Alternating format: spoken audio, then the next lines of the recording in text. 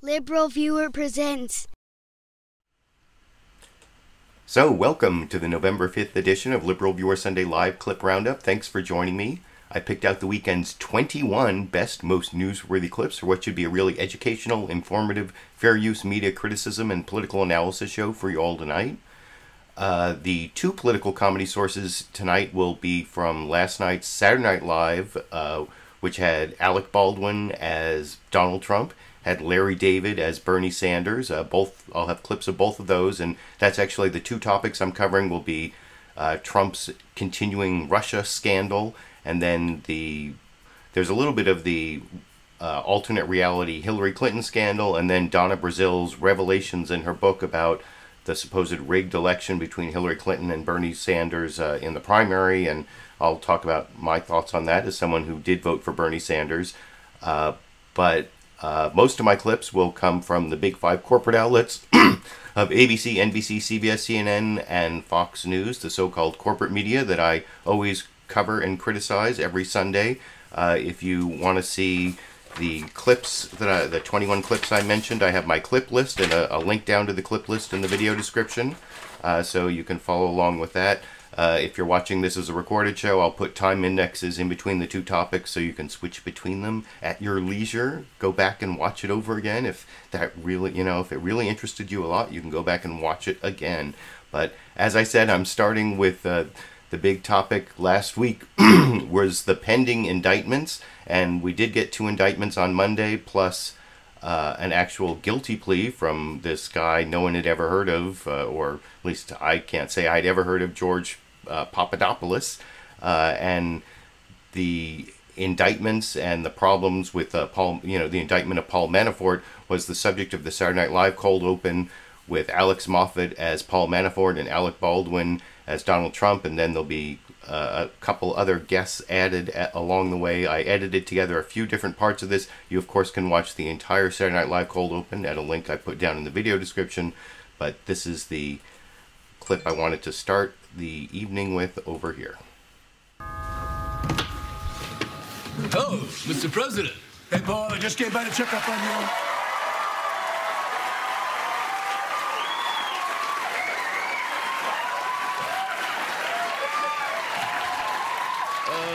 Of course, yeah, I'm embarrassed. I only wore a casual $10,000 suit. Speaking of cuts, do you have a good shiv you can bring with you to prison, Paul? Because after the stuff I've said about certain ethnic groups, they are really going to go to town on you in prison, Paul. Well, listen, whatever happens, sir, I won't betray you. I trust you, Paul, but just in case, we're going to have to take this conversation somewhere else. But I'm under house arrest. I'm wearing an ankle bracelet. We're not leaving the house. Besides, everyone thinks I just left Hawaii. I brought you to the shower to make sure you weren't wearing a wire, Paul. That's why we're going to do this Gone Girl style. Mr. President, I would never do that with you. That's what she said. Like a whole bunch of she's have said that. Speaking of which, what an idiot that Harvey Weinstein is. He could have gotten away with all of it if only he'd gotten himself elected president. Mike Pence, why are you wearing a suit in the shower? Well, because I'm not married to the water. Well, Mr. President, can't you just pardon me? Unfortunately, it's not that simple, but we have a plan. A great plan. Isn't that right, Jeff? Yes.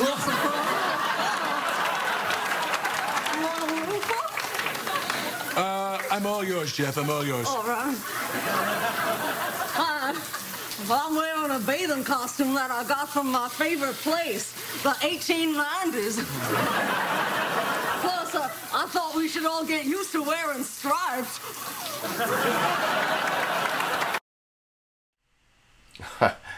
I don't know. I like that Mike Pence joke where, he said he was wearing a suit in the shower because he's not married to the water. I thought that was good writing. The rest of the skit, the writing wasn't as great. The acting, the impressions were funny. And, of course, in my opinion, I think when Kate McKinnon is in any of these skits, she usually steals them. I enjoy Kate McKinnon's Jeff Sessions impression. It's, more ridiculous than true to life, but it's still amusing, and I will actually be covering a bunch of clips about whether Jeff Sessions committed perjury, whether he needs to come back to the Senate, whether the Senate's giving him too much leeway on having said a bunch of dishonest things or untruthful things. Whether he was lying or not depends on whether he knowingly said things that weren't truthful, but I'll be covering that pretty extensively in the next several clips. But the next clip I want to show is actually the Bill Maher Paul Manafort joke, and then his George Papadopoulos joke from his monologue. It's the only Bill Maher joke. There was some good stuff on Bill Maher, but this is the 90 or so seconds I'm going to take from Bill Maher. I like the Paul Manafort joke more than the George Papadopoulos joke, which kind of goes off on a tangent, as I will discuss with you after we watch it together here. About that, but did you at least have a good Halloween? Because, Halloween, what?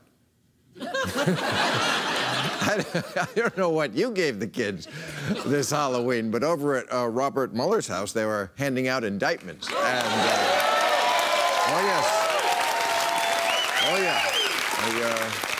This is just the beginning, but Paul Manafort, who was Trump's campaign manager, the head guy at the campaign there, 12-count indictment, money laundering, tax evasion, failing to register as a foreign agent, lying about all of it. And I love this, he had 3 passports. Yes. I didn't know you could do that. 3 American passports. Trump said he was going to drain the swamp, then he hires the creature from the Black Lagoon. What? And there's a new character. We'll have to build a new evidence wall. George Papadopoulos. Never heard of this guy. He was a go-getter there, meeting with the Russians. We'll talk about it. But he was reporting to a big up in the campaign named Sam Clovis. Do you know Sam? There's Sam Clovis. Who this week, get this, Trump picked to be the Department of Agriculture's chief scientist. And then Sam withdrew when he remembered he was not a scientist. And they asked Mr. Clovis, what expertise do you have regarding agriculture? And he said, eating it.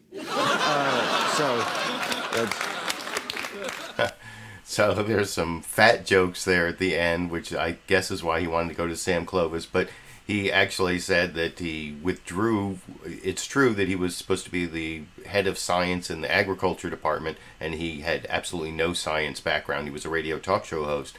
But that is not why he withdrew. I wish that would be something that disqualified someone in the Trump administration. Not actually true. What disqualified him or why he withdrew his name for that particular post, although apparently he's still going to be somewhere in the agriculture department. But it was because he turned out to be the campaign staffer or campaign, I can't remember the exact phrase used in the indictment of George Papadopoulos. He's the person who said, yeah, you can look into this Russia thing, or kind of okayed it, or at least talked to George Papadopoulos. He wasn't named by, it didn't say Sam Clovis, but it said like campaign staffer or something like that. I read the indictment back on Monday, which was so long ago. But before I leave the political comedy for this topic, I am going to have the Larry David Bernie Sanders clip a little later when I get to that topic. But I have one more Saturday Night Live clip on this topic before I get to the real actual news clips. And that's the weekend update. Colin Jost had a couple jokes at the beginning about the Paul Manafort and the indictments that I thought were actually better than Bill Maher's, as I will discuss with you after we watch. This is a little over 30 seconds. I'll discuss it with you after we watch together here. It's almost the 1-year anniversary of Donald Trump getting elected president, and to celebrate, Robert Mueller threw him a surprise party. After the indictment of former Trump campaign chairman Paul Manafort, who also played Shooter McGavin in Happy Gilmore, it was reported that Manafort has 3 different U.S. passports and traveled to Mexico, China, and Ecuador with a phone he registered using an alias. So I don't know what he's guilty of, but it's definitely not nothing. No one has 3 passports, a burner phone, and good intentions, except maybe Santa Claus. A Santa Claus joke. I don't know. I guess it is almost the Christmas season gets earlier and earlier, but whatever. I did like the Santa Claus joke. I like the whole burner phone idea, and of course the surprise party for Donald Trump. So all of those jokes to me were funnier than either the Paul Manafort or the George Papadopoulos joke from Bill Maher. But you can tell me what you think down in the comment section. Now I'm going to get to the actual clips, starting with the NBC Meet the Press clip. This is the roundup of how, you know, the walls are closing in on Donald Trump and how they're changing stories, and Trump, who had this great memory, is having memory problems, and the conflicting accounts of what happened are all, this is like full Russia. The one thing that I thought NBC did not do a great job of was covering the Donna Brazile allegations that I'll get to in the second topic. And I'll have a few transitional clips. I'll have some of the news summaries where they kind of mixed them together, including the Fox News clips where they, like I said, they go into the alternate Hillary Clinton universe of Uranium-1 and the Fusion GPS Russian dossier scandal that I talked about last week, that I think not much there. But Meet the Press did very little to cover the Donna Brazile allegations. I'll show a little bit of what they did when they had the head of the Democratic National Committee, Tom Perez, on in that second topic. But you'll see in this summary, not even mentioned in over 3 minutes, is a little over 3 minutes, 20 seconds, NBC Meet the Press, the beginning summary of Trump's Russia problems over here. Begin with the Russia investigation and the walls closing in on people close to the Trump campaign and the White House. The more we've learned about the Trump team's ties to Russia, the more people in the president's circle have changed their stories. Attorney General Jeff Sessions, former National Security Advisor Mike Flynn, Mr. Trump's son-in-law Jared Kushner, his oldest son Donald Trump Jr., and foreign policy advisors Carter Page, J.D. Gordon, and George Papadopoulos, who's pled guilty to lying to the FBI. In fact, it was Papadopoulos' guilty plea in particular, along with 2 other indictments this week by special counsel Robert Mueller, that seemed to unnerve the White House and to prompt President Trump to lash out at his own Justice Department. I'm really not involved with the Justice Department. I'd like to let it run itself, but honestly, they should be looking at the Democrats. As the special counsel's Russia probe begins to put pressure on Mr. Trump's inner circle, the president is stepping up his attacks on law enforcement. The saddest thing is that because I'm the President of the United States, I am not supposed to be involved with the Justice Department. I'm not supposed to be involved with the FBI. I'm not supposed to be doing the kind of things that I would love to be doing, and I'm very frustrated by it. After Robert Mueller unveiled his first criminal charges this week against Mr. Trump's former campaign chairman and 2 other former aides, Mr. Trump lashed out in a flurry of tweets. Everybody is asking why the Justice Department and FBI isn't looking into all the dishonesty going on with crooked Hillary and the Dems. All I can tell you is this. There was no collusion. There was no nothing. It's a disgrace, frankly, that they continue. Meanwhile, the number of contacts between the Trump campaign and the Russians continues to grow, and stories keep shifting.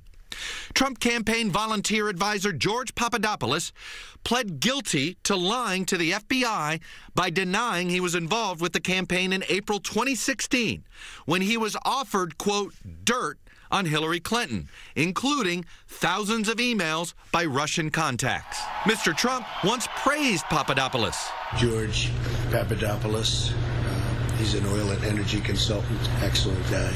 But though the president frequently boasts about his memory, including last week, One of the great memories of all time.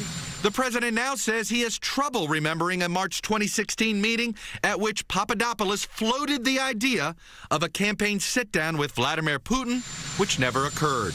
I don't remember much about that meeting. It was a very unimportant meeting, took place a long time. Another campaign advisor, J.D. Gordon, who was also in the room, tells NBC that Mr. Trump listened with interest, but that then-Senator Jeff Sessions, who is now Attorney General, opposed the idea. This new information contradicts statements by the president. Can you say whether you are aware that anyone who advised your campaign had contacts with Russia during the course of the election? No, nobody that I know of. And it contradicts what Sessions has told Congress under oath. You don't believe that surrogates from the Trump campaign had communications with the Russians. Is that what you're saying? I did not, and I'm not aware of anyone else that did. Joining me now is the Democrat. So, like I said, that was a good news summary, very thorough of the Russia scandal, but it was the focus, I didn't show the very beginning of Meet the Press where he talks about it being the 70th anniversary of Meet the Press and it being the longest running show in television history, and they went through a lot of that history on Meet the Press. So you can watch the entire Meet the Press at a link down in the video description. But that clip was thorough on Russia, but did not mention anything about the Hillary Clinton thing. And when I show Chuck Todd later talking to Tom Perez, when I get to the Hillary Clinton scandal topic, I'll also have some criticisms for the way he weighted the two different parts of, or there were some multiple Donna Brazile revelations this week that I'll get to when I get to that topic. But another program that didn't really have the Hillary Clinton scandal or the Hillary Clinton rigged the DNC scandal very prominently featured was CBS's Face the Nation. They actually had Trump's Russia troubles and taxes, which is a story that I'm not covering just because there's so much more to go on that, and this is already going to be a long show that took me a long time to put together today. But before I get to that clip, I did notice that I got a super chat contribution here along the way that made a appropriate comment for the Russia scandal. This is, you'll see from, I think it's, here, let me see if I can import this. Piha1.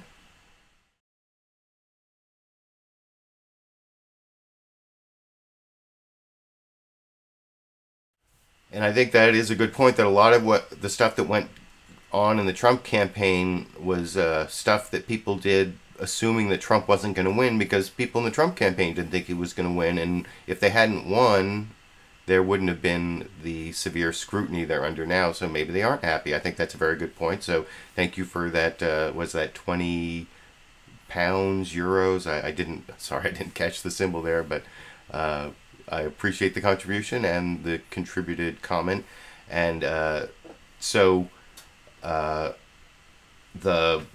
Face the Nation clip that I showed, that I promised here, has to do with the taxes and the Russia scandal. It's only about a minute long, and I will discuss it with you after we watch it together here. I'm John Dickerson. Our focus this week, indictments and taxes. Special counsel Robert Mueller's investigation into Russian interference in the 2016 presidential election made its first big move this week. On Monday, former Trump campaign chair Paul Manafort and former aide Rick Gates were charged with a litany of crimes, including money laundering and being unregistered foreign agents.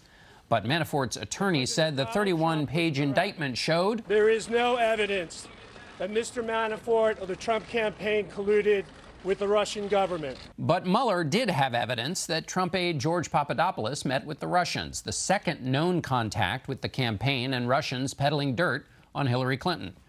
The other big story, tax reform. Thursday was tax day in Washington, with House Republicans finally unveiling their long-talked-about plan. This plan is for the middle-class families in this country who deserve a break. We are getting rid of loopholes for special interests, and we are leveling the playing field. The president left. So that's John Dickerson doing Russia and taxes. Like I said, I'm not going to cover the taxes, but the Russia summary was good as far as it went. And my criticism there is that there was no real coverage of the Hillary Clinton scandal, except for one brief question of Mark Warner that I'll show when I get to the Hillary Clinton topic. The Hillary rigged the primary against Bernie, rigged the DNC topic, which I'll discuss in a little bit. But I want to get to the other Mark Warner clip. This is, well, I have a couple of Mark Warner clips, but this is John Dickerson asking Mark Warner about whether there was any there. This is what people used to say about Benghazi, all this time, and do we really have evidence? We have evidence now that Russia was knocking, but did anybody answer? And I actually think there already is some evidence of that, and that John Dickerson, maybe he's just playing devil's advocate, or you can tell me if he's playing devil's advocate, or do you think he has some point of view that he doesn't think that there is enough evidence in the Russia scandal? Whatever, you can tell me what you think after we watch that questioning by John Dickerson of Senator Mark Warner, the ranking Democrat on the Senate Intelligence Committee that, of course, is investigating the whole Russia scandal and that's this clip. We're going to cover the big news of the week and the investigation into Russian interference in the election. Senator Mark Warner, the top Democrat on the Senate Intelligence Committee, joins us from Roanoke, Virginia. Welcome, Senator. I want to start with the indictment and the plea agreement this week with the special counsel. So the president said there was no collusion proved in the indictment of his former campaign chairman. Mr. Papadopoulos did agree that he had lied about a meeting with the Russians, but so far it looks like the Russians were knocking on the door, but they never got inside. You've done hundreds of interviews with your committee. Is there any evidence of collusion that they got inside and they were connected to this campaign? Well, John, the one thing we do know is that the Russians had a very organized effort to try to intervene in our elections. They tampered with 21 states' electoral systems. They used social media platforms. And obviously, they released information that was harmful to Clinton and helpful to Mr. Trump. They also, we've now seen evidence both in terms of reaching out to Mr. Papadopoulos and the June 9th meeting that Mr. Manafort and Mr. Trump Jr. attended, where they had an organized effort to try to offer dirt or emails on Hillary Clinton. The question was, did folks from the Trump campaign respond in kind? And those are questions we still got to get final answers to. But if the Trump campaign was chomping to get this information as it's been portrayed by their critics, you'd think that one of these two meetings would have sparked something, and there's no evidence that they bit when they were offered this. Yes, the Russians were offering, but they didn't seem to grab it, at least based on what we know now. Well, John, I think those are questions that still need to be answered. There's obviously enormous concerns as well when the campaign manager and the deputy campaign manager are both indicted as well. I think there are many more chapters in this story to be told, and some of this information, we're further down the path perhaps even than the special prosecutor. We've got different lanes. He's got criminal intent he's got to find. Yeah. We've got to continue to deconflict, but I think there's going to be more stories to be written. What are you focused on now, given what... So more stories, but, I mean, Senator Mark Warner didn't really contradict completely what John Dickerson, the premise of his question, that there wasn't evidence or we don't have anything showing that anyone from the Trump administration answered back when they were knocking from Russia. Although he said they're still investigating and that they haven't reached a conclusion one way or the other. I think, I mean, if you read between the lines, just in the Papadopoulos indictment, especially that footnote, and then, of course, there's the June 9th, 2016 meeting that Donald Trump Jr. and Paul Manafort and several other people all met together, including that Russian lawyer whose name, what is it, Natalia Volitskaya or something, I can never pronounce her name, but who ended up working for the Russian government. And so there are, like, I think there is some evidence. It's certainly not conclusive evidence yet, but I think John Dickerson was a little bit soft. And like I said, maybe he was playing devil's advocate. You can let me know what you think down in the comment section. Now I actually want to move over to NBC's Meet the Press, where Chuck Todd asked this kind of interesting question of Senator Mark Warner again, the ranking Democrat on the Intelligence Committee.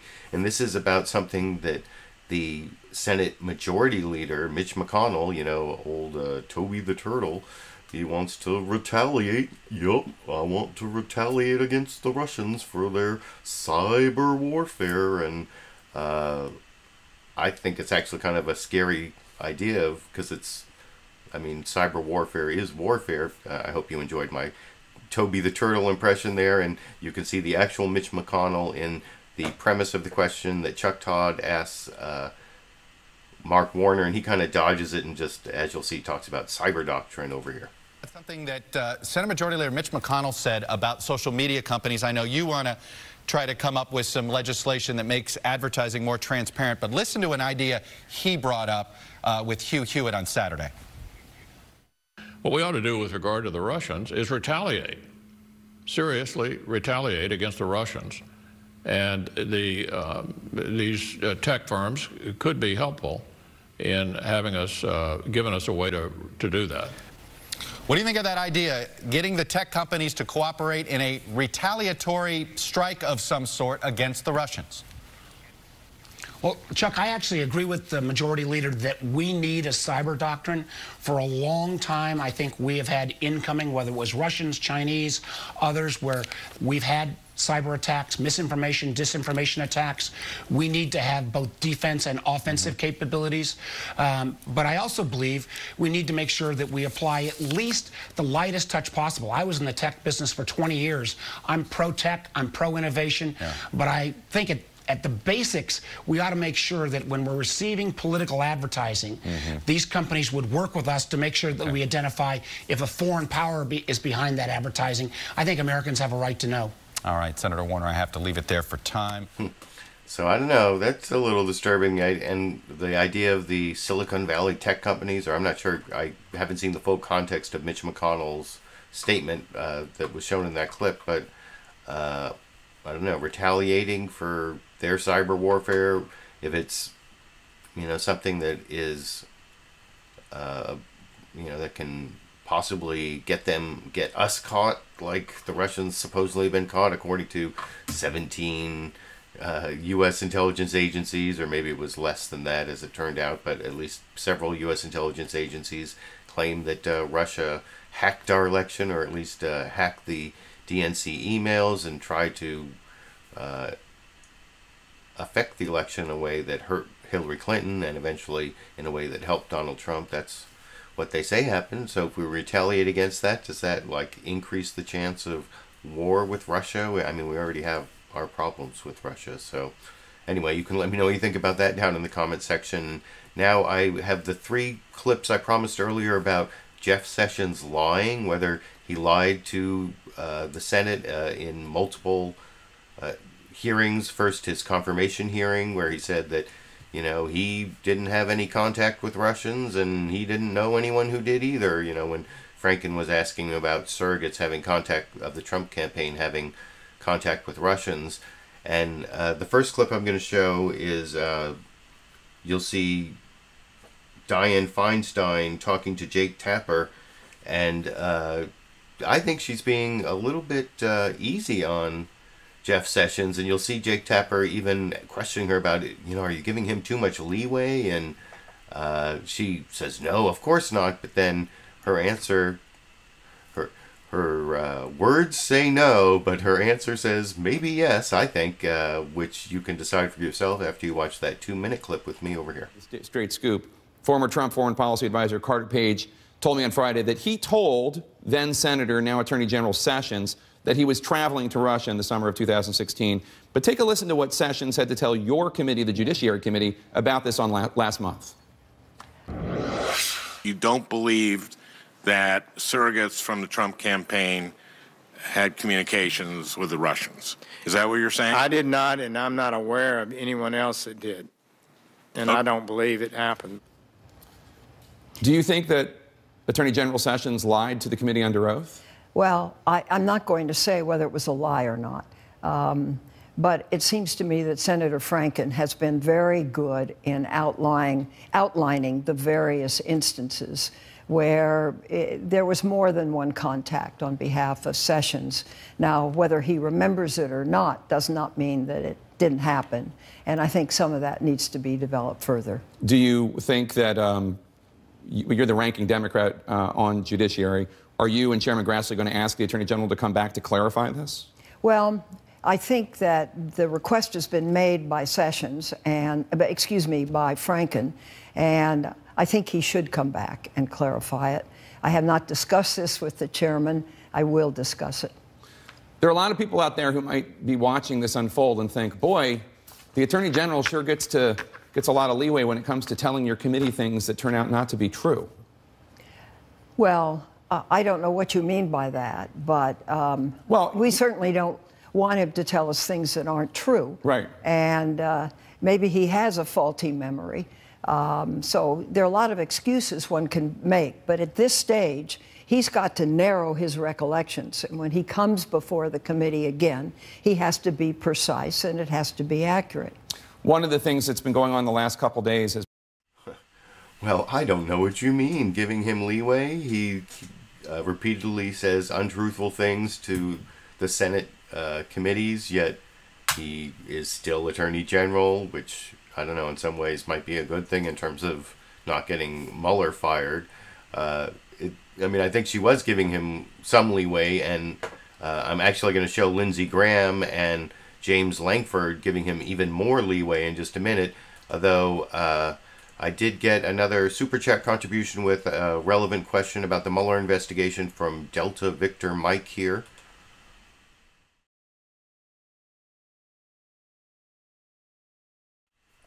Fast, slow, the Mueller investigation, I mean, there's nothing really normal about it. I can't think of any time that there's been this kind of investigation so early in a presidential term. It's usually like in the second term when they get into trouble, like Iran-Contra or the Watergate term. Well, it started Watergate and not Watergate, Whitewater to Lewinsky scandal started first term and then went into second term, but not in the first year.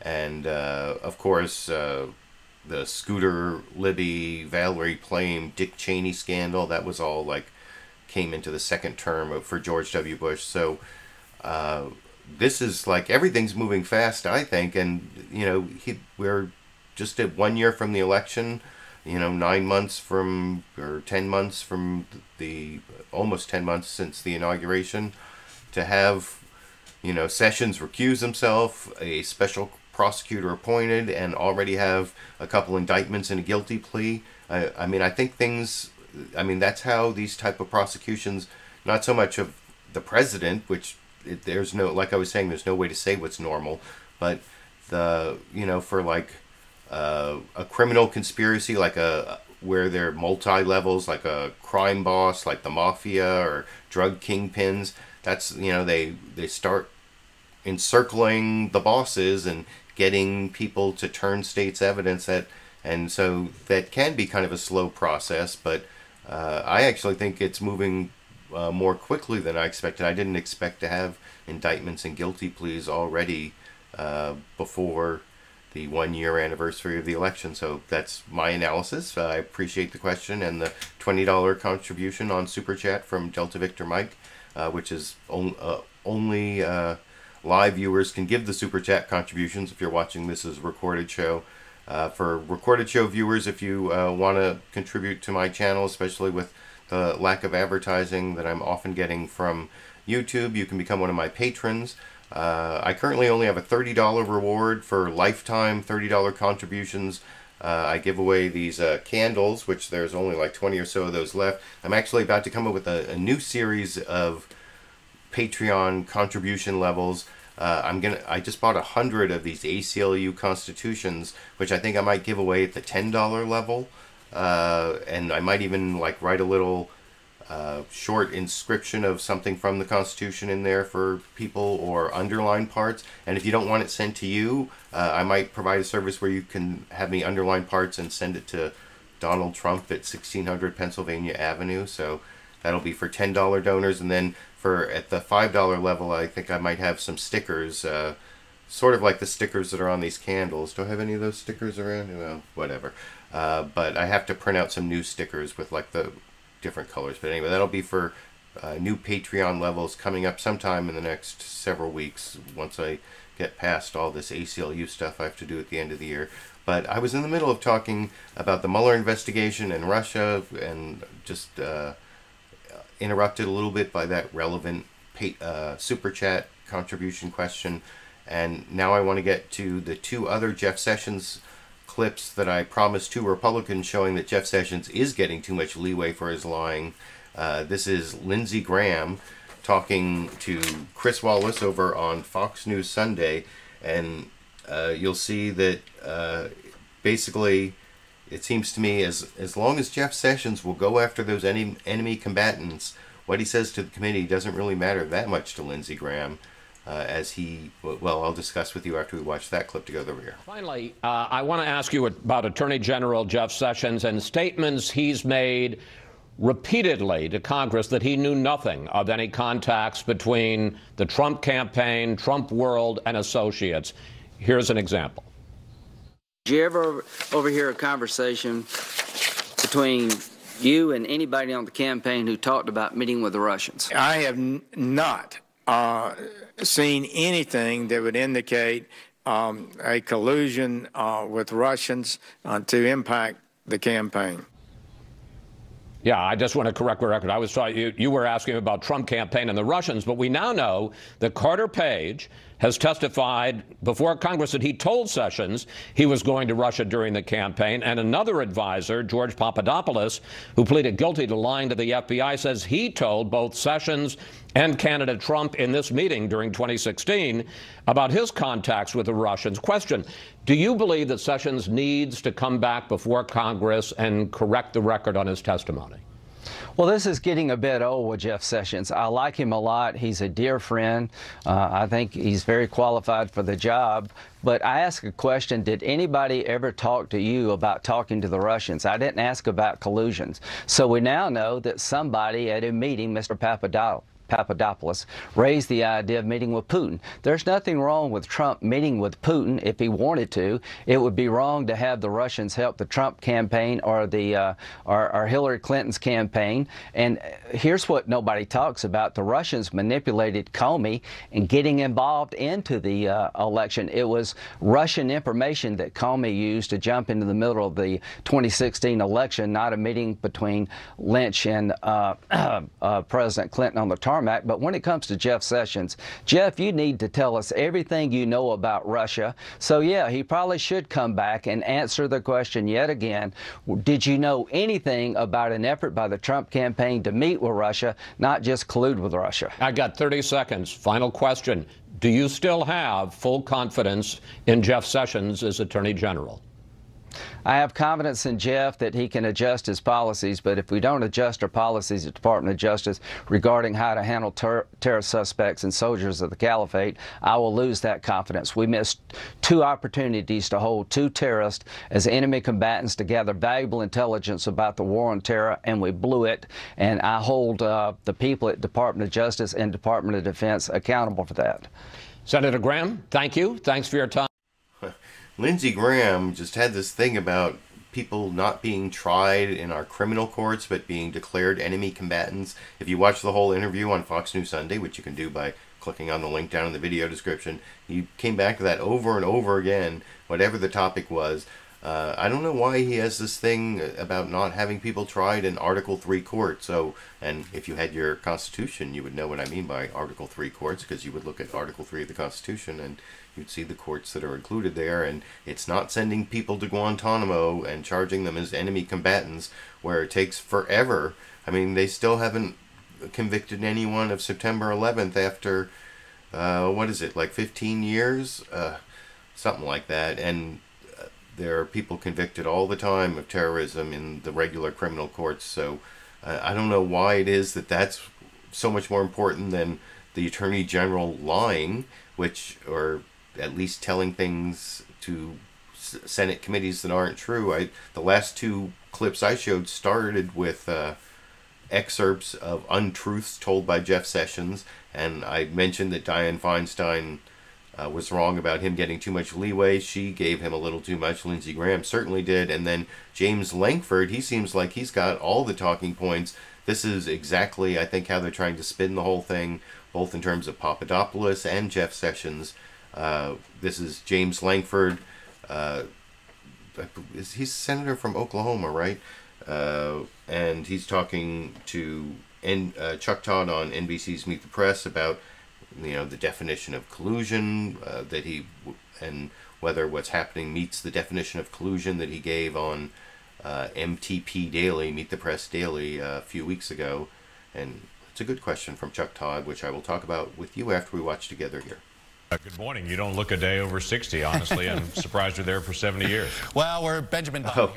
And because I forgot to mention that because this is I like to have political comedy in my show, and people say, well, why do you take the Saturday Night Live and Bill Maher clips? Sometimes they're not funny. I even saw in the comment section was that Chris Lepaco was saying he didn't think Bill Maher was ever funny. But Bill Maher and Saturday Night Live are always funnier than the politicians trying to make jokes. And I mentioned it was the 70th anniversary of Meet the Press, and you can see James Lankford, Senator James Lankford, and Chuck Todd both try to make a joke about that. Both jokes are really bad. So that's why I go to other sources for political comedy, and I kept that at the beginning of this, and then it goes into the big defense of Jeff Sessions and the downplaying of George Papadopoulos that I promised in this clip. Good morning. You don't look a day over 60, honestly. I'm surprised you're there for 70 years. Well, we're Benjamin Button here. We're growing older as we get younger. A month ago on MTP Daily, I asked you to define collusion. And you said it's an issue of did any American work with a foreign power to be able to influence our election? That's the key question that still has to be resolved. Right. The George Papadopoulos news and guilty plea on lying to the FBI and at least making contact with a Russian. At that point, do you look at that as attempted collusion? Well, what I look at that is actually no surprise in this. It's the Russians were reaching out trying to find some way to be able to influence it. The big challenge, as I mentioned even at that time, was an American reaching back and trying to be able to engage with that. That's something that George Papadopoulos told the FBI that he had not participated in, that obviously the Russians reached out to him. He seemed to reach back out to them and to say, okay, sure, I'd be very interested in that. Now, the next challenge is, did anyone else from the campaign do that? He was a volunteer. He was someone that seemed to advertise himself around the world as being more influential in the campaign than he actually was. And it looks like the Russians took the bait on that. I got to ask you about the Attorney General, though. At least one time he's been caught misleading under oath. There's some questions about whether he did it a second time. I think that would be an argument for some trial lawyers to have. But on its face, it leads to be some misleading. How concerned are you about that? I'm actually not concerned about it. Some of the statements about Jeff Sessions saying that he didn't know of anyone on the campaign, for George Papadopoulos to pop out during one of the foreign affairs committees that they had, that was this advisory group, and to say, hey, we should get access to the Russians. I have access to someone in March. I just don't think it's that big of an issue. Again, it was a volunteer group. It was something the campaign turned down. It was an individual that was a volunteer that made that comment. That's what we're looking for, is internal, within the machine, within the paid staff, as a strategic thing. Not did some Russian reach out to some volunteer on the campaign and that volunteer try to oversell their position. That is an issue the FBI needs to address, but we're looking for systemic issues. So that's a lot of talking points there from the Republicans. Like I said, James Lankford, as a Republican senator, seems very confident and comfortable saying that Sessions, he's not being dishonest, and George Papadopoulos is, bragging and was very low level and tried to puff up his level. And the thing is, if you check out how people get impeached and removed from office, there have been presidents impeached, but no president has ever been removed from office using this constitutional procedure, because it takes 2/3 of the Senate, and as long as there are Republican senators who are comfortable with those kind of talking points, saying, oh, there's nothing to see here, and Lindsey Graham also, I mean, you're going to have to get a lot of Republican senators to say that Donald Trump has to be removed from office if that's going to happen, if that's how he's going to go out, or if he's even going to be taken out early from his term of office. That certainly is not something that anybody knows for sure, but I do have a couple more clips, or actually one more clip that's just on the Russia topic before I get to a few of the hybrid clips that are both about Russia and about the Hillary scandal. This is a question from Jake Tapper to Nancy Pelosi about whether, what I was just talking about, whether the House is going to impeach Donald Trump if Nancy Pelosi becomes Speaker of the House in after the 2018 election. Now, what would be really wild is if there was something they could use against Mike Pence, and they could impeach and remove both Donald Trump and Mike Pence, Nancy Pelosi as Speaker of the House after 2018. In this wild scenario, she would be third in line after the president, vice president. We would have President Nancy Pelosi, our first woman president from San Francisco. I'm sure the Trump voters would love that outcome, but that doesn't seem to be very likely. And Nancy Pelosi is also I heard she was telling this guy, this big Democratic donor, Tom Steyer, to not bring up the whole impeachment issue, or she was anyway, she's saying that it's not good for Democrats. They remember what happened with the Clinton impeachment, that actually it was one of the few times that a president had won back seats in the middle of in one of their off-year elections. So I think that was the right year. But anyway, here's Nancy Pelosi talking about how she's not going to have that unless the facts and the law are there. That's not what they're focused on, talking to Jake Tapper on CNN's State of the Union this morning here. Because Democratic mega donor Tom Steyer recently launched a $10 million ad campaign calling for the impeachment of President Trump. Republican Senator Lindsey Graham says that if you and the Democrats take the House back in 2018, the first thing you will do is impeach President Trump. Is that true? No, I believe that whatever we do, we have a responsibility, first and foremost, to unify the nation. Second of all, you can't go down any path without the facts and the law. If that's there, perhaps it will come out in these investigations. I've been, on the left of our party is still annoyed with me for not impeaching President Bush for going into Iraq. What could be worse than that? But the fact is that we've got to really be saying what this election means to people in their lives. Somebody has some facts that come forth about President Trump, that let the chips fall where they may. But it's not someplace that I think we should go. Not a priority for you. No. Okay. And again, I don't want to dampen anybody's enthusiasm for what they believe, because a lot of people in our country think that president should be impeached. But that's not a decision. That isn't what our election is about. Our election is about meeting the needs of the American people, stopping this tax bill right now, which is an insult to the intelligence of the American people, an assault on their financial security. That's what we should be talking about. Briefly, these. So I don't know whether that's what the Democrats are going to do when they actually get in. I think Nancy Pelosi knows it's, or at least believes that it's smart politically not to say that they have impeachment on their minds when they're running for Congress, that they have, they have the working class, the hardworking Americans, the, hardworking families that need jobs, and, well, that's what you would expect her to say, but whether that's true or not, you can let me know what you think down in the comment section. I now have, that was the last clip on just the Russia topic. The next three are transitional clips over to the Hillary Clinton, Bernie Sanders scandal topic, and the first two of those are kind of from the alternate universe of Fox News, where actually there the Hillary Clinton scandal is still like Uranium One and Fusion GPS, and the first clip I want to show is the introduction to Fox News Sunday this morning. It's a little under 2 minutes long, and you'll see they mention Russia really briefly. It's not just the introduction where they like I'm talking about the very first second of Fox News Sunday where they play the music and say what they're going to talk about. Then I'm going to cut to the first summary from Chris Wallace, where you'll see both of them really downplay Trump's Russia scandal, and they even throw in the Hillary stuff in a kind of gratuitous way, as I will talk about with you after we watch together here. I'm Chris Wallace. President Trump travels across Asia while the fight over tax reform heats up here at home. If we get this through, and I think we will, you're going to see this economy take off like a rocket ship. This is a shell game, a Ponzi scheme that corporate America will perpetrate on the American people. We go to Capitol Hill for a wide-ranging interview with House Speaker Paul Ryan.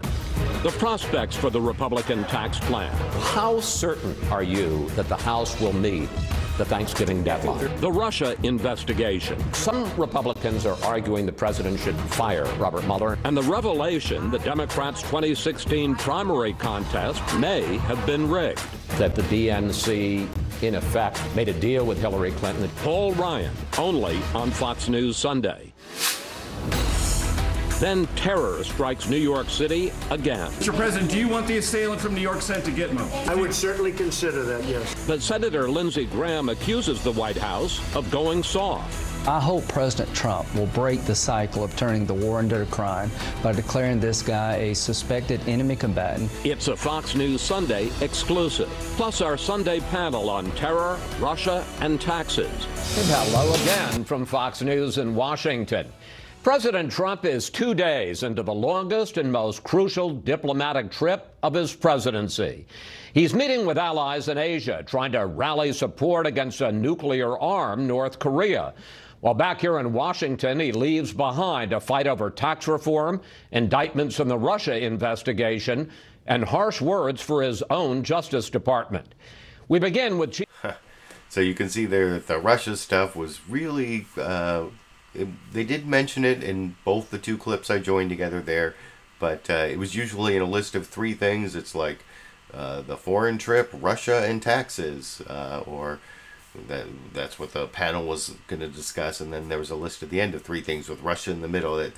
That's what they tell you in law school. If you want to try to hide something when you're arguing to a jury, list 3 things and put it in the middle, right? That's the big, that's not a big secret, I don't think, to anybody, but it's pretty obvious that Chris Wallace was trying to do that there. And the other sort of alternate reality clip I want to show is the exclusive interview with Paul Ryan there that Chris Wallace mentioned, or I already showed Lindsey Graham and his obsession with, Trump being too soft on terrorism. We got to call people enemy combatants and send them to Guantanamo. That you also saw that previewed, even though we already saw that clip. But this is the Paul Ryan clip where he asked about the Russia indictments, but the question is not, as Speaker of the House, are you considering impeachment? No, it's, should Robert Mueller be fired? Although he does at least say, do you promise that he won't be fired?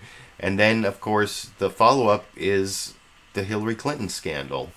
And that was kind of previewed. But anyway, that's kind of put together, and that's why it's a transitional clip here, because it also mentions Hillary Clinton, just like that last clip mentioned Hillary Clinton. And this is, I think, one of the only... Do I have one more Fox News Sunday? I think this is the last Fox News Sunday clip for tonight. And the bias is clear. You can tell me about what you think of it in the comment section while we watch together now. Briefly about the Russia investigation. The special counsel Robert Mueller has charged 2 top Trump campaign officials with various misconduct, 1 guilty plea by a campaign associate for lying to the FBI. Some Republicans are arguing the president should fire Robert Mueller. In fact, several members of your own caucus have filed a resolution calling for him to step down. Some are saying Congress should cut off his funding. Will you pledge that you will not allow the Mueller investigation to be curbed or stopped? Yeah, I've said all along, we need to let these career professionals do their jobs, see it through. So no, I don't think he should be stepping down. I don't think he should be fired. And the president's made it clear he's not going to do that. So no, we're not going to interfere with this investigation. The investigation will take its course, and we will let it take its course.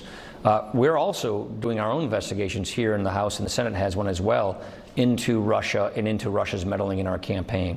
So these Russia investigations will take their course. We need to find out exactly what they did to our country, how and why they did it, and then how do we prevent them from doing it in the future, and let these career professionals at DOJ just do their jobs and finish their job, and that's what we're going to do, let them do that. And what about the revelations over the last few weeks about Hillary Clinton, about the fact that her campaign helped pay for the so-called Russia dossier, the revelation just yesterday that the DNC, in effect, made a deal with Hillary Clinton that she could control? So first, the first part of your question, the dossier, that's part, we were discovering that as well through our investigation. And the FBI has finally been releasing those documents so we could get to the bottom of that. And that is part of this Russia investigation. The second thing, that story just broke. I've never seen anything like that. I mean, we all said that the Clintons thought they lived above the rules, but this takes the cake. I mean, this is pretty amazing. For them to basically be running the DNC in a primary, to see such a deck stacked is really pretty jaw-dropping to me. No wonder the Democrats are ticked off. I would be too. It's amazing to me how the Clintons just lived above the law or above the rules in this thing. I understand why Democrats are mad about this. They should be mad about this. And I don't think I've ever seen anything like this, frankly. Is there any legislative remedy, or is this... Well, I don't know that there's a legislative remedy on how parties conduct themselves and how they're supposed to be neutral in primaries. Whether they broke campaign finance laws should be something that the FEC, the Federal Elections Commission, should have to look into. But we don't legally regulate how the parties set up their bylaws. But to have a primary, have one of the primary participants stacking the deck and running the party. I've never heard of that before. That just takes the cake in my mind. It's amazing. Mr. Speaker, thank you. Yeah, you bet, Chris. Thank you. So they seem to spend a lot more time on that than on the Russia and on the Hillary Clinton scandals, and they included the uranium one and the fusion GPS thing that I talked about last week that I didn't think there was much there, and then they spent a lot of time on these Donna Brazile allegations, and I'll discuss why I think they might be a little bit overblown, although I still have some room to learn more. And of course I'm saying that as someone who voted for Bernie Sanders, but I also thought it was bogus there that, as I said before I showed the clip, that Chris Wallace, his big question about the Mueller indictments was, should Mueller be fired? He at least did get Paul Ryan to promise not to fire him, or that to say that he shouldn't be fired, that he should, that the career people should be allowed to do their jobs, although, I don't know, he's more of a political appointee, not a career person. But anyway, I have one more transitional clip here.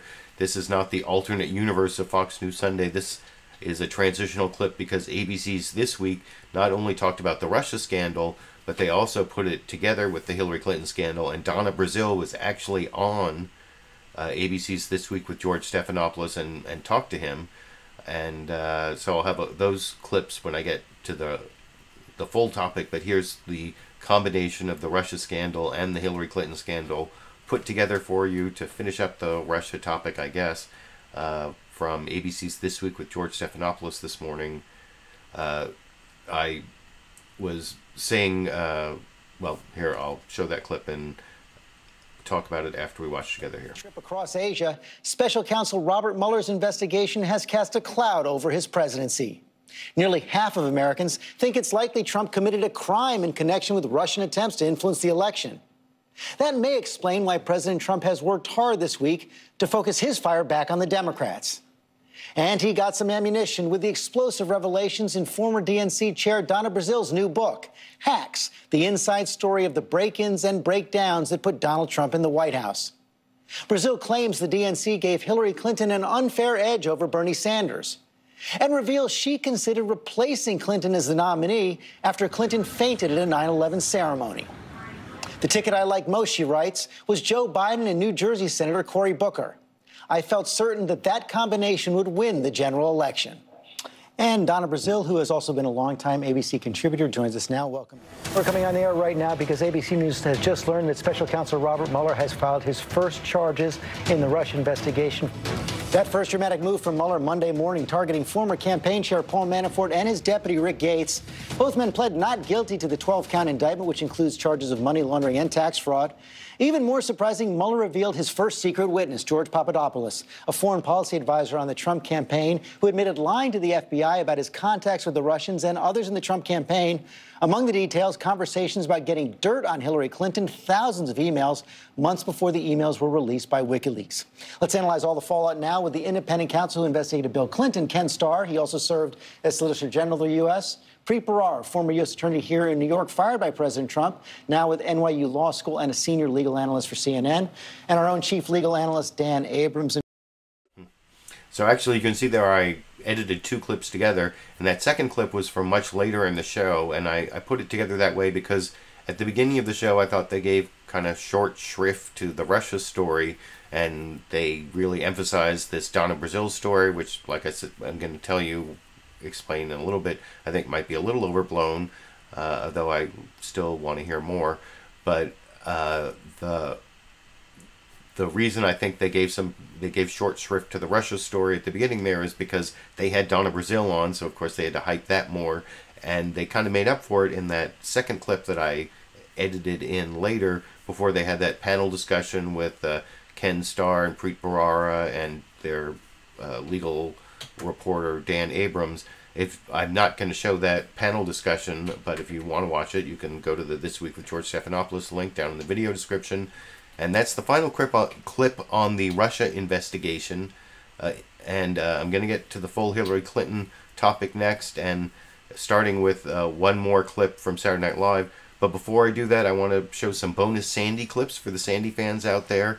You may have seen this first picture on my Facebook, my Liberal Viewer Facebook page on Halloween. This is Sandy in her Halloween costume.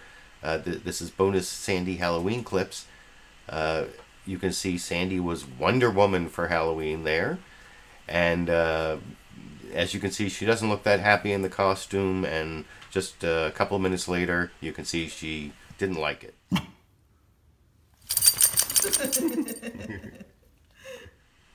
Sandy did not like at least the crown there. So there are your bonus Halloween Sandy clips. And so now I'm going to get to the second and final topic for tonight, the Hillary Clinton scandals, or the Hillary Clinton rigged the DNC against Bernie Sanders scandal with the Donna Brazile book coming out, and excerpts have been coming out, and this is her interview on ABC's This Week with George Stephanopoulos.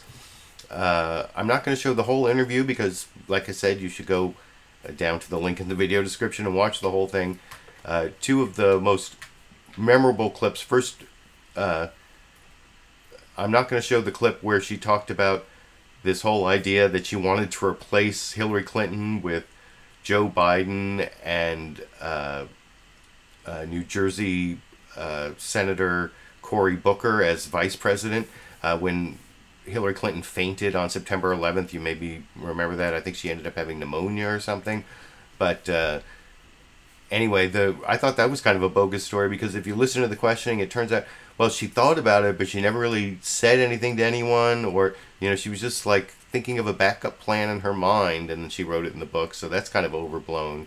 And then this whole idea that Hillary Clinton had control over the money she raised for the Democratic Party. I'll explain why I think that's overblown. But first I want to show you the Saturday Night Live clip I promised of Larry David as Bernie Sanders, and I think there's kind of a telling joke at the right near the end of this 32-second political comedy clip that introduces the Bernie Sanders Hillary Clinton scandal for tonight here.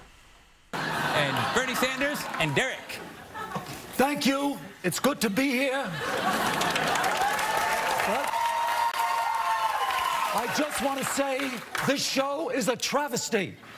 Consumerism disguised as entertainment. That being said, I do need a new dinette set. You okay?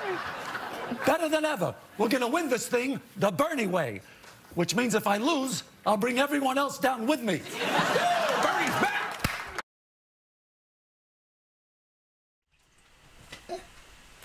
So, sorry, I almost spilled my water there. Is that what's happening? Is Bernie Sanders trying to bring everyone down with him? Or Donna Brazile? She seems really mad at the Clintons. And she also didn't like what happened when she took over the DNC as interim chair after Florida Congressperson Debbie Wasserman Schultz had to resign when some of her nasty things she said in leaked emails came out. So this is Donna Brazile's, some people are saying, some Democrats are saying that she's just hurting the Democratic Party. Does she have any regrets? And that starts her into this whole long litany of the things that, does she have regrets that all these bad things happened to her? No, because she's, fighting for democracy or the Democratic Party or whatever. I'll discuss it with you after we watch that first Donna Brazile clip over here. I get that, but how do you respond? It's not just the Clinton campaign. There's a lot of traffic on Twitter right now. I've gotten emails from Democrats, passionate Democrats, who say they feel betrayed by all this. Any regrets? Do I regret taking on a job the second time in my life as chair of the party, cleaning up everybody's mess, taking all of the income in, being unable to spend funds that I raised? Do I regret being on the road 100% of the time, being hacked by the Russians, being harassed, getting death threats?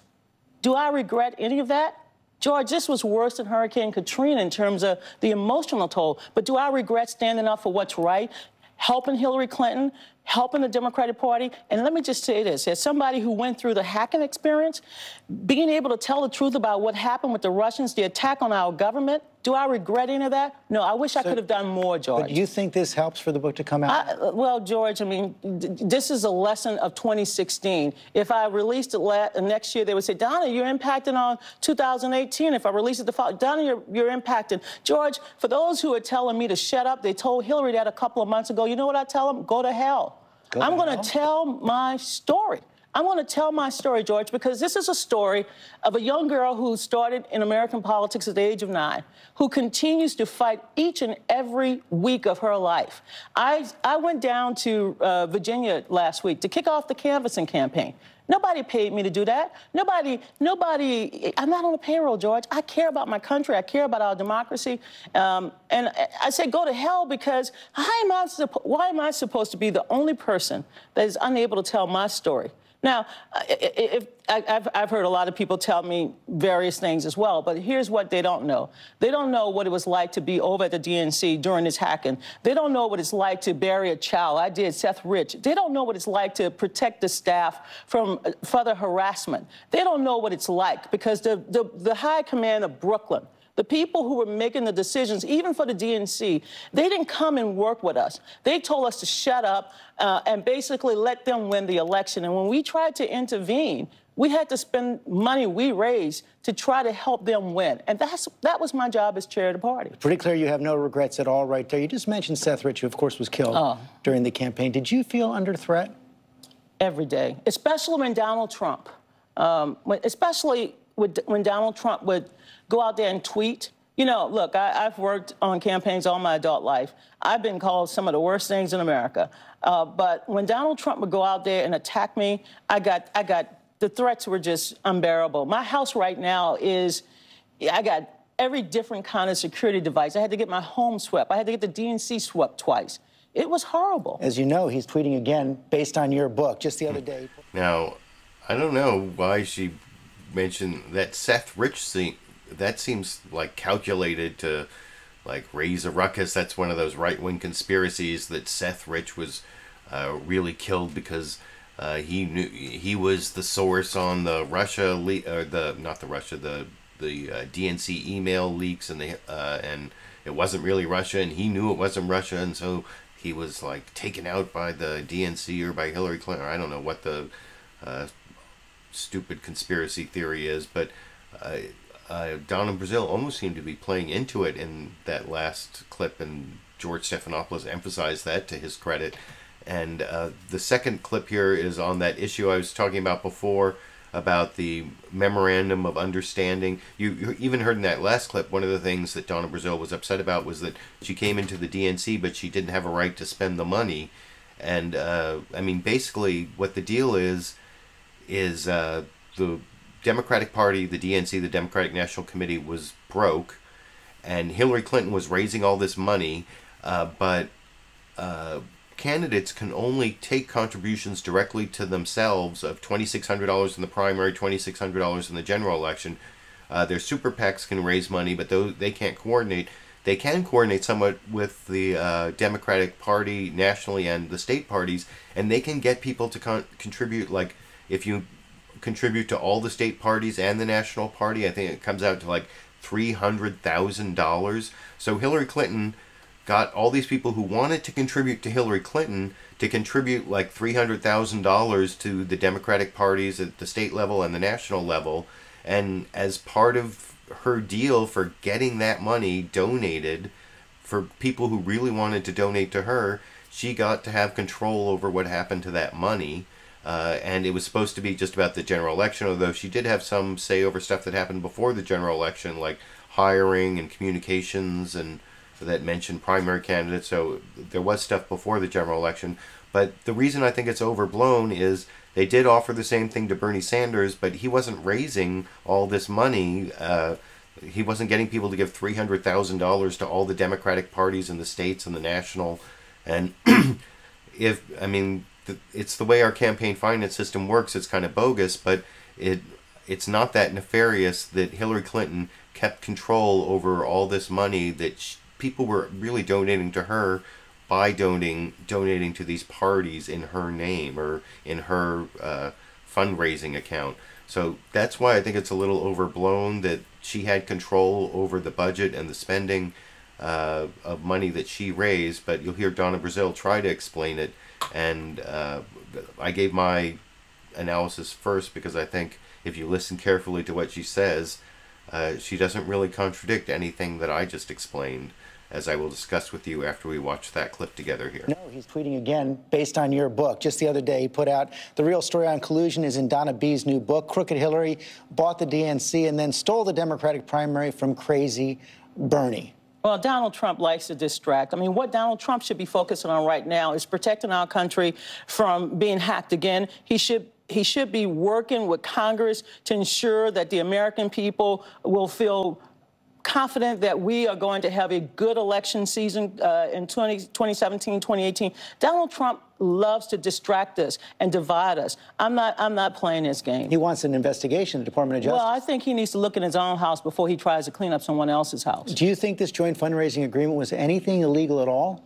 As I said at the time, George, I did not like the fact that there was an additional memorandum that spelled out what the Clinton campaign could do in exchange for bailing the Democratic Party out. I give Secretary Clinton credit for bailing the Democratic Party out because we were in debt. But I've seen the email traffic, and it appears from at least one email that the Sanders campaign was offered the exact same term. They could also negotiate an agreement of their own if they raised more money. They chose not to. The Sanders campaign set up a joint fundraising account as well, but they chose not to put money in it. But they also chose to allow the DNC to control what little funds they did put in it. This was a separate, what this was an additional memorandum. Right, but they were offered that same thing. Here's the email. If you're raising significantly more than the amount to cover the voter file for the DNC staff would be happy to chat with the Sanders team and come to an understanding about the best way to use those funds to prepare for the general election at the DNC. So they were offered a similar chance. George, when I found out the reason why the chair of the party, the chair of the Democratic National Committee, could not spend the funds, I found the agreement myself. This is the agreement they put out. This is the agreement I found. And what I tried to do, George, was to work within the parameters of this agreement so that I could hire staff, so that I could spend money that we raised, and so that I could help Hillary and Tim Kaine and all of the other Democrats win. As for any agreements or side agreements they had with Senator Sanders, I've never seen that before, George. Do you agree with Elizabeth Warren that the primaries were rigged? I don't think she meant the word rigged, because what I said, George, as you well know, after I left this show back on July 24th, I said I would get to the bottom of everything. And that's what I did. And I called Senator Sanders to say, you know, I wanted to make sure there was no rigging in the process. I'm on the Rules and Bylaws Committee. I found no evidence, none whatsoever. The only thing I found, which I said, I found the cancer, but I'm not killing the patient, was this memorandum that prevented the DNC from running its own operations. You also write about that email where you appear to share questions with the And then George Stephanopoulos asks Donna Brazile about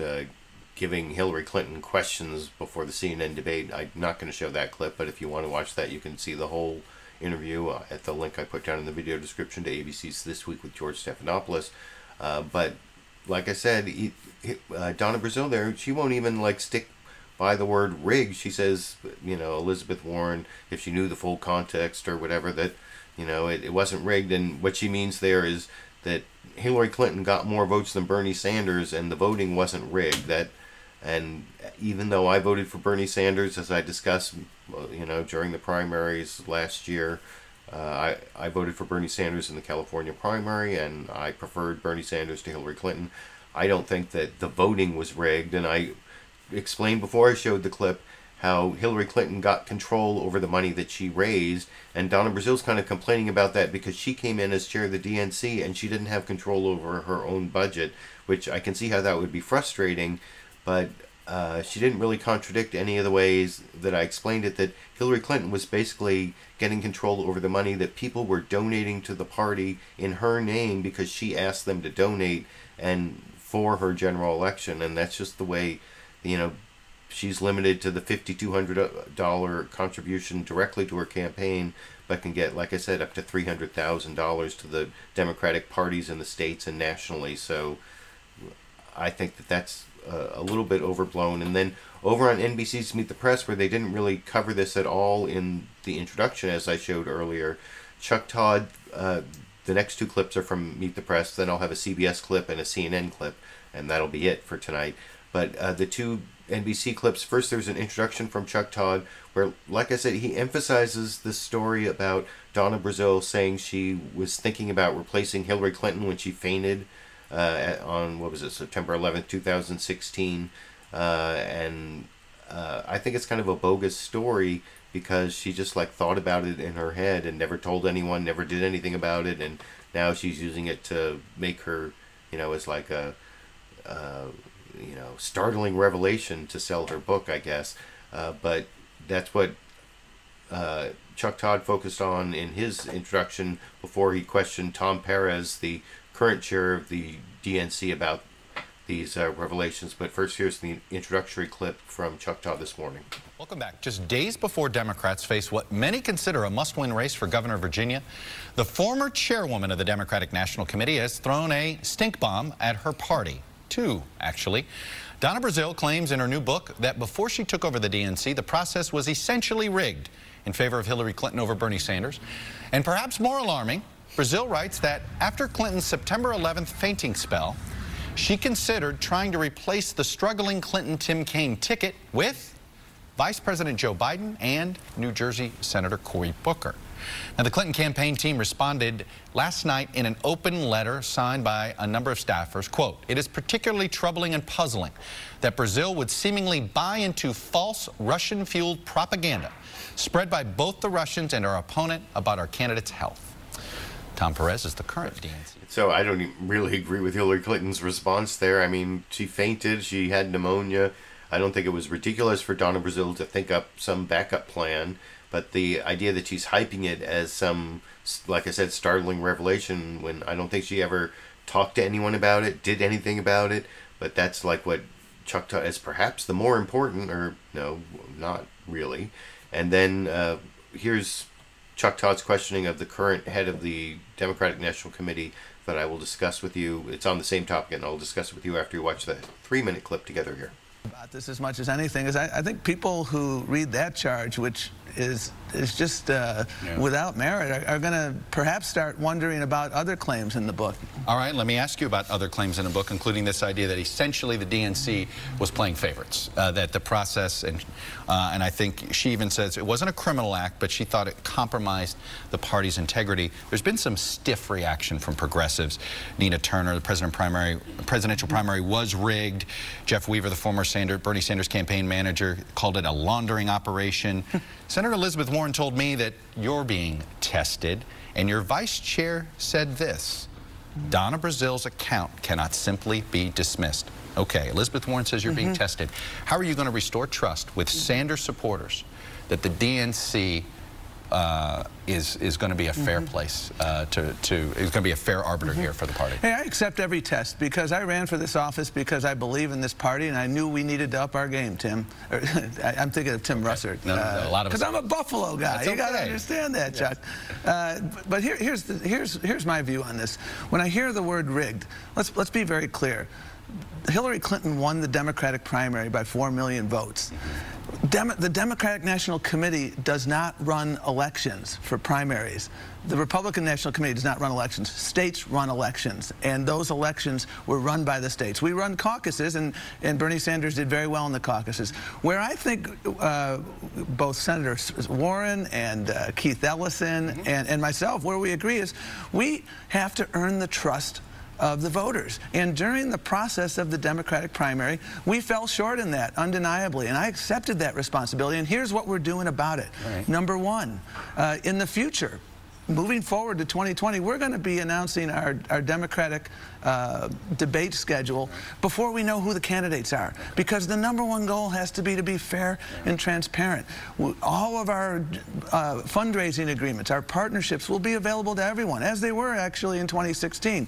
And then what we have to do is make sure we're also working with voters up and down America, rural America, urban America, everywhere in between, to earn their trust. Don't you owe the Sanders campaign an investigation? I mean, Donna Brazile put that charge out. Don't you and Keith Ellison, shouldn't you guys look back and see if her charges are true? Well, again, I totally agree, Chuck, with the notion that the DNC fell short during critical moments of the primary. I think we have to do better, is what we have to do, Chuck. And that's why I was very clear during our primary campaign, during the campaign for DNC chair, that we have to make sure that everybody feels at the end of the process that everyone got a fair shake. That's what we're about, Chuck. And that's what we have to do. That's how we earn people's trust. I got to ask you about Tuesday's elections here. So that was the questioning of Tom Perez on Donna Brazile's allegations, but he kind of dodged the investigation, and I'm not even sure what there is to be investigated because the memorandum of understanding with the Clinton campaign is available. Apparently they offered the same thing to the Sanders campaign, but he didn't get the same thing because he wasn't raising the mega money that Hillary Clinton was raising, so there's no reason for him to have an extra memorandum of understanding that he was going to control the money that he was raising in his name. For, well, I already explained it all, but anyway, that was the last NBC clip I want to show. I now have a CBS and a CNN clip. One is Senator Mark Warner, then you have House Minority Leader Nancy Pelosi, and both of them kind of dodged the question of the rigged primary in 2016. Mark Warner just basically says he wants to look forward, and the only reason I have this clip is because I criticized CBS's Face the Nation earlier for totally ignoring this story in their introduction, and this is their first mention of it. It's about 78 seconds long. It's minimal coverage on CBS, but here is John Dickerson asking Senator Mark Warner about it and his dodge of the question over here. Former DNC Chairman Donna Brazile has dropped a bomb this week, saying that basically the Democratic National Committee was rigged for Hillary Clinton in her favor. Do you believe that's true? Listen, I've seen some of the press reports. What I'm a lot more focused on, we've got a really critical election coming up in 2 days in Virginia where we elect a governor. I hope it's going to be Ralph Northam, our Democratic candidate. You know, that's where I'm focused. And for a lot of folks in Virginia who are frustrated with what's going on, particularly from this administration, most important thing they can do is get out and vote on Tuesday and hopefully elect Ralph Northam next governor. But the problem is Democrats don't want to get out and vote if they think their party is corrupt, which is the charge that Brazile is making. So if you don't address the corrupt part, how do you get people to go vote for a Democratic candidate? Well, I can tell you there's a heck of a lot of enthusiasm. I don't believe the Democratic Party is corrupt. I believe, Democratic Party's best when it's forward-leaning. I think we've got that kind of candidate running in Virginia right now. I'm going to leave here and crisscross Southwest Virginia to try to help get out the vote. And I hope on Tuesday night we're going to have a great victory that both from Virginia's standpoint, but also sends a message that some of the actions of this president are at least not acceptable in the Commonwealth of Virginia. Senator, thanks so much for being with us. So John Dickerson did ask a question about the Donna Brazile allegations. Mark Warner kind of dodged it. I'm not going to talk about that Virginia governor's race, although that is an important election coming up Tuesday. That is one of the several topics that I'm skipping because this is already a very long show and I'm covering two big topics. And I'm now down to my last clip. By the way, I saw another Super Chat contribution from Sexy Bob along the way, which I had to kind of laugh when I saw that because the last time I saw a contribution from Sexy Bob, he gave me the constructive criticism that I should try to have my show at the same time every Sunday. And since he made that comment, I've had the show at the same time every Sunday, 6:30 Pacific, every week. No contributions from Sexy Bob. This week, I'm way delayed for like 3 hours. Contribution from Sexy Bob. So your money is not going where your constructive criticism was going there, Sexy Bob. So I don't know, that, whatever. That was just amusing to me. That's something I would notice. But that is not really important compared to the topic of whether this is a big scandal in the Democratic Party, which is something, like I said, Nancy Pelosi, the House Minority Leader, the highest ranking Democrat, I guess, in the government. Like I said, if she became Speaker of the House in the 2018 election and somehow Trump and Pence were both impeached, she would become president. I think she kind of dodges the question, but at least she gives a couple of good ideas as to how to reform the Democratic Party, including getting rid of superdelegates like herself. And that's the final clip for tonight over here. The things President Trump's been hitting Hillary Clinton for is an excerpt in Donna Brazile, the former DNC interim chair, her new book. And Brazile says she believes that the Clinton campaign exerted undue influence over the Democratic National Committee throughout the 2016 campaign before she had the nomination. I want you to take a listen to something Senator Elizabeth Warren told me on Thursday when I asked her about Brazile's allegations. Look, this is a real problem. But what we've got to do as Democrats now is we've got to hold this party accountable. Very quickly, Senator, do you agree with the notion that it was rigged? Yes. Do you agree with the notion that the Democratic National Committee, not the primary process, but the DNC, was rigged in favor of Hillary Clinton over Bernie Sanders? Well, everyone goes back to relitigate elections when you lose. It is, everybody has a version, and maybe all of it have an element of truth. What I think we have to do is go forward. I, for 30 years, have been against superdelegates. It doesn't make me popular in my caucus or among the DNC members, but I think that that really says to people, whatever you do out there in the election, we will have the final say. So I think that one of the things as we go forward is to really give more power to the grassroots in all this. I've always believed it for 30 years since they started these superdelegates. Issues like that, I think, will restore confidence, and that's where we have to go rather than looking back. Are you at all troubled by what Brazile is alleging? Well, I haven't read her book.